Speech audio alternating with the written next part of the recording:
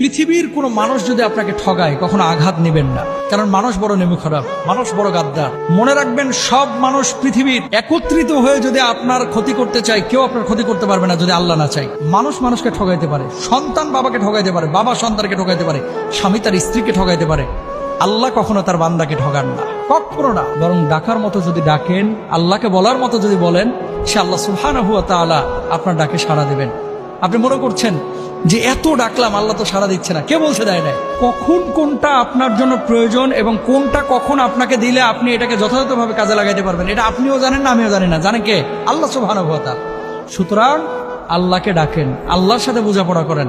শুধু রিজকের পেছনে না ছুটে রিজিকের মালিকের পেছনে ছুটেন। পৃথিবীতে কে কষ্ট দিল, কে আপনার তিরস্কার করলো, কে আপনাকে হিংসা করলো, কে পেছন থেকে টেনে ধরলো, গণার টাইম নাই, দেখার টাইম নাই। আমার বোঝাপড়া হবে আল্লাহর সাথে। আল্লাহ যদি আমার প্রতি খুশি থাকে, আমি পৃথিবীতে সফল।